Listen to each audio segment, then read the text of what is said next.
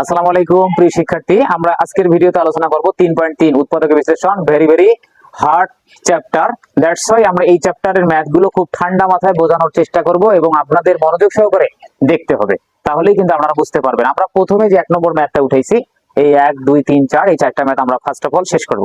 তো এই ম্যাথ গুলো করতে গেলে আমাদের কোন কোন বেসিক লেভেলের জিনিসগুলো লাগবে আমরা এটা একটু প্রথমে আমরা সামারাইজ করে দিব। প্রথমে আমাদের যে বিষয়টা লাগবে সেটা হলো কমনের বিষয়। কমন 2 নম্বরের বিষয়টা ধরো মিডিল টার্ম। তারপরে আমাদের 3 নম্বর বিষয় ধরো সূত্র। এই জিনিসগুলো আমাদের বেশি বেশি মাথায় রাখতে হবে। এখন প্রশ্ন হলো কমন কি জিনিস? কমন বলতে আমরা জানি যে দুইটার মধ্যে যেটা একই জিনিস থাকে, উৎপাদক থাকে, একই উৎপাদক বা গুণনীয়ক থাকে, সেটাই কমন যায়। আমরা যদি কমনের ধারণা নেই y6 প্লাস 3x y, তাহলে এখানে কিন্তু কমনের একটা লাইন তৈরি হয়েছে। কিভাবে বুঝবো? দেখো এই জায়গায় x, এই জায়গায় কি x, তাহলে x কমন যাচ্ছে। তাহলে x যদি আমরা কমন নেই থাকে কি 2 প্লাস 3y, এই হলো এটা অ্যান্সার। তাহলে এটা হলো কমনের ধারণা। কমন বলতে কি দুইটার মধ্যে একই জিনিস থাকবে এবং একই উৎপাদক থাকবে। অনেক সময় এই কমনটা এভাবে থাকবে, কিরকম? এটা বাদ দিয়ে ধরো আরেকটা ম্যাথ দিছে 4x, তারপর আছে 2z, তাহলে এখানেও কিন্তু কমন যাচ্ছে। তাহলে এখানে আবার কি কমন যাচ্ছে খেয়াল করো, এখানে x এর সাথে z এর কোনো মিলে নাই। তাহলে আমরা কি করবো? তাহলে অবশ্যই 4 এর সাথে আবার দেখতে হবে 2 এর কোনো মিল আছে নাই। তার মানে 4 এর ভিতরে 2 আছে নাই, অথবা 4 কে 2 দিয়ে ভাগ করা যায় কি যায় না? 4 কে 2 দিয়ে ভাগ করা যায় না। তার মানে বুঝতে হবে এখানে একই কি আছে, এখানে 2 আছে। একই কি আছে? 4 এর ভিতরে 2, 2 এর ভিতরেও 2 তো আছেই। তাহলে এখন এই জন্য এখানে কি কমন যাবে বলো তো? 2। 2 কমন নিলে আমরা 4 এর মধ্যে 2 গেল, তাহলে 2 দ্বারা 4 কে ভাগ করলে আর কত থাকে? 2 থাকে। সাথে কি আছে? x, x দিলাম প্লাস 2 তো আমরা কমন নিছি, তাহলে কিছু নেই বলতে কি z, তাহলে এটার অ্যানসার এটা। এই হলো কমনের বিষয়। কমন মানে দুইটার মধ্যে একই জিনিস, এবং অনেক সময় একই জিনিস দেখা যাবে না, ভেতরে ভেতরে ভাবতে হবে। ভেতরে ভেতরে ভাবতে হবে যে এখানে একই জিনিস আছে কি নাই, অথবা ভাগ করা যায় কি না। এখন আরেকটা জিনিস যদি তোমরা এটা একটু বুঝতে অসুবিধা হতে পারে কারো কারো।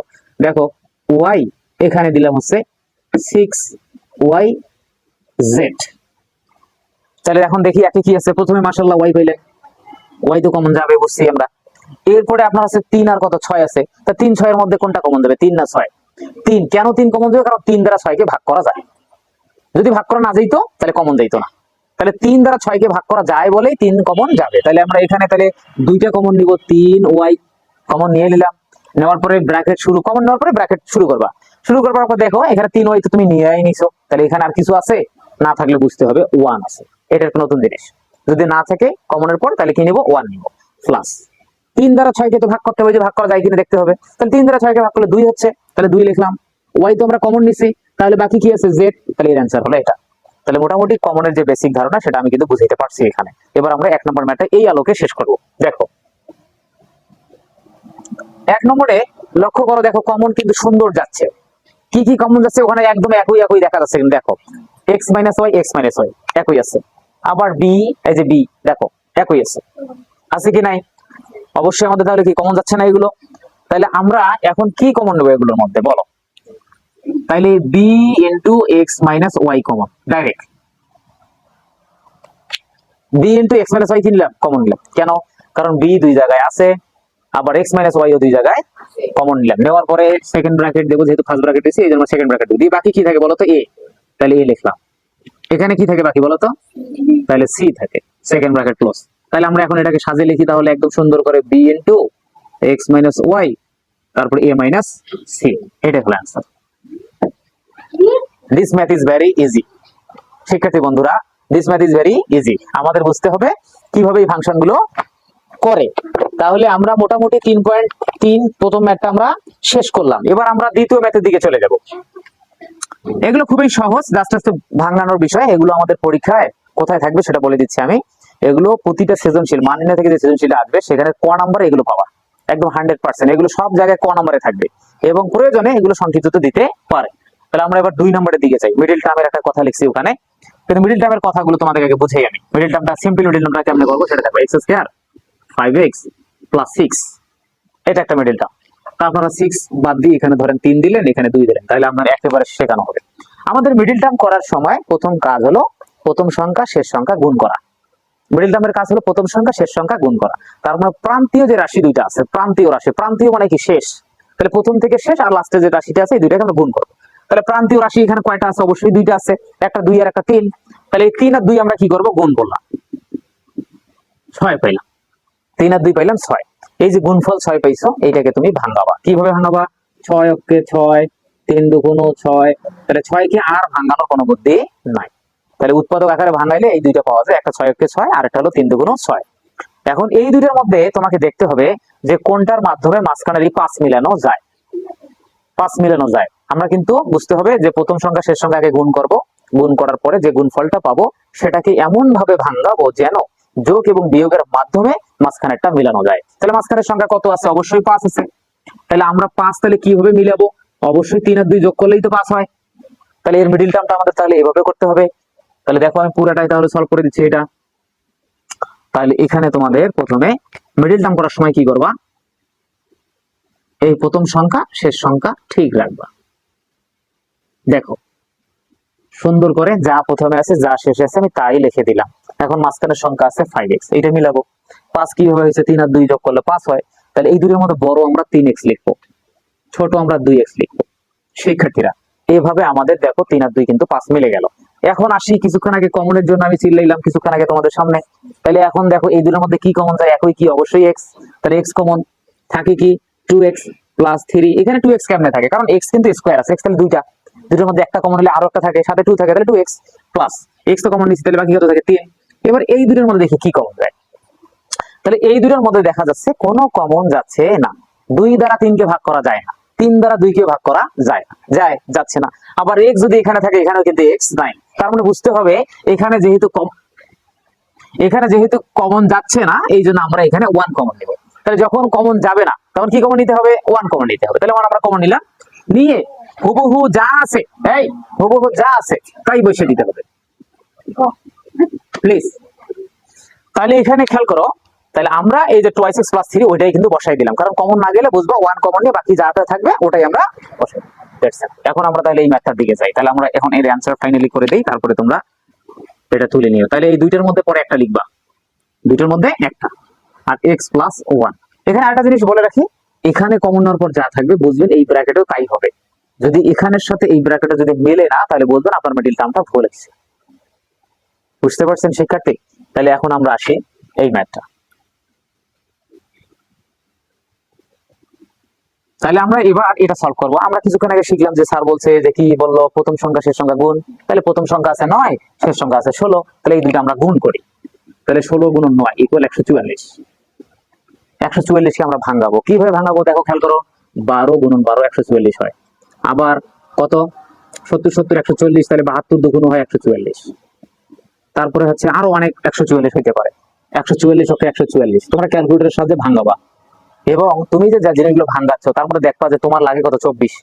তার মধ্যে যদি প্রথমটাই দেখো 24 হচ্ছে কিন্তু, তার মানে তুমি ভাঙাবা, ঠিক আছে, ভাঙাবা এবং দেখবা যদি প্রথম ভাঙাটার সাথেই যদি 24 মিলে যায়, তাহলে তো পরে আমার ভাঙার দরকার নেই। তা যেহেতু আমি 12 12 144 গুণ করলে 144 হয়, আবার 12 12 যোগ করলে কত হয়? 100 কত? খালি 24 হয়। তাহলে এই ম্যাথটার সাথে যেহেতু মিলতেছে আমরা এটাই করবো। তাহলে করার আগে কি করবো? প্রথমটা চিহ্ন ঠিক, 16 চিহ্ন ঠিক, মিলাবো কাকে? অবশ্যই 24 কে। তাহলে 24 কে মিলাতে গেলে আমরা কত কত দিয়ে 24 মিলাইছি? অবশ্যই 12 12 দ্বারা। তাহলে এই যে দেখো যে 12 12 দুইটা আছে, তাহলে 12x আবার হলো 12x। তাহলে আমরা 12x প্লাস 12x এ দিলাম, আর লাস্টে তো প্লাস 16 ছিল। শিক্ষার্থীরা আমি কিন্তু আরেকটা বিষয় তোমাদের কাছে শেয়ার করব, সেটা হচ্ছে কি দুইটার ভিতরে আমরা প্রথম সংখ্যা শেষ সংখ্যা লিখছি, লেখার পরে আমাদের এই যে মাঝখানে যে 24 আমরা মিলাইছি, এই 24 সংখ্যাটা আমরা কি যোগ করে মিলাইলাম না বিয়োগ করে মিলাইলাম, এই বিষয়ে কিন্তু একটু বুঝতে হবে। কারণ 12 12 যোগ করলে কত হবে? 24 হবে। তাহলে আমরা কি করে মিলাইছি? যোগ করে মিলাইছি। তাহলে যদি আমরা যোগ করিয়ে মাঝখানের সংখ্যাটা মিলাই, তাহলে দুইটার চিহ্নটা একই রাখতে হবে, দুইটার চিহ্নটা একই রাখতে হবে। কারণ আমরা কিন্তু জানি যে আমরা 12x লিখলাম, এখন আরেকটা 12x লিখতে হবে। এখন এই জায়গায় প্রশ্ন, স্যার আমি প্লাস দেবো না মাইনাস দেবো? এটা বোঝার জন্য কি করতে হবে? যে 24 কি হয়ে মিলছে? অবশ্যই যোগ করিয়া। তাহলে যোগ করিয়ে মিলে চিহ্ন কি করতে হবে? একই রাখতে হবে। তাহলে 12 সামনে প্রথমটার সামনে কি দিচ্ছেন? প্লাস। তাহলে পরেরটার সামনে কি দিতে হবে? প্লাস দিতে হবে, কারণ যোগ করিয়ে মিলছে এই জন্য প্লাস। এবার কমনে আসেন। এবার বিষয়গুলো কমনের বিষয়ে আমরা কিভাবে কমন নিব এটা একটু খেয়াল করো। তাহলে অবশ্যই এখানে এই দুটোর মধ্যে কি কমন যায় আমরা একটু ঠান্ডা মাথায় চিন্তা করি। প্রথমে x কমন যাবে, বুঝলাম, কিন্তু এবার দেখেন দুইটা সংখ্যা আছে, 9 আছে 12 আছে। তাহলে 9 এবং 12 এর মধ্যে কোন সংখ্যাটা দুই জায়গায় আছে? অর্থাৎ এমন একটা সংখ্যা নিতে হবে যেন 9 এবং 12 কে ভাগ করা যায়। তাহলে এমন একটা সংখ্যা নিতে হবে যেন 9 এবং 12 কে ভাগ করা যায়, অর্থাৎ 9 12 এমন একটা উৎপাদক হয় যেন দুইটাই কি থাকে? সমান থাকে। তা আমরা দেখেন খেয়াল করেন, দুই প্রথমে চিন্তা করি। 2 দ্বারা 9 কে ভাগ করা যাচ্ছে না, কিন্তু 12 কে যাচ্ছে, তাহলে 2 উৎপাদক হইতে পারে না। 3 যদি নেই, 3 দ্বারা 9 কে ভাগ করা যাচ্ছে, আবার 12 কেও যাচ্ছে, দ্যাটস ওয়াই আমরা চিন্তা করতে পারি যে 3 নিলে 2টাকে যাচ্ছে, তাহলে আমরা এইটা আমরা মিডল টার্মটা প্রথমে 3 কমন নেই। 3 কমন নিলাম, সাথে আমাদের x ছিল, তাহলে x কমন যায়, তাহলে 3x যদি আমি কমন নেই, তাহলে 3 দ্বারা 9 কে ভাগ করলে কত? 3 হয়, 3 লিখবো। আর এখানে x আছে 2টা, তার মধ্যে একটা লিখছি, তাহলে আরো একটা আছে প্লাস 3 দ্বারা কাকে ভাগ করতে হবে? 12 কে, তাহলে 3 4 12, 4 হচ্ছে, x তো কমন নিছি, এটা হলো একটা आंसर। এবার পরে আছে 8 2টা।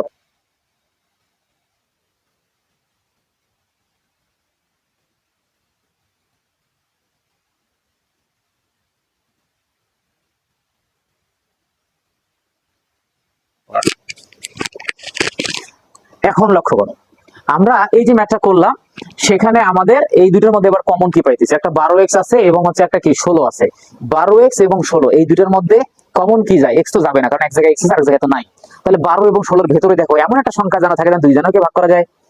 চিন্তা করেন, তাহলে প্রথমে 2 আসেন, 2 দ্বারা 12 কে ভাগ করা যাচ্ছে, 2 দ্বারা 16 কেও যাচ্ছে, তাহলে 2 দ্বারা যদি আমি 12 কে ভাগ করি তাহলে কত হবে? 6x। 2 দ্বারা 12 কে ভাগ করলে কত x হবে? 6x। কিন্তু প্রথম কয় x আছে এখানে দেওয়া, আমার তো মিলতে হবে, মিলাইতে হবে, তাহলে কত কমন নেব? অবশ্যই আমরা 4x কমন নেব। x কি যাবে? x যাবে না, 4 শুধু 4 কমন নেব। এই দেখো 4 যদি কমন নেই, তাহলে 4 দ্বারা 12 কে ভাগ করলে 3, সাথে x। 16 কে যদি আমরা 4 দ্বারা ভাগ করি তাহলে কত হবে? তাই চেরা 16। দেখো শিক্ষার্থীরা, এটা আর এটা 100% মিলতে হবে।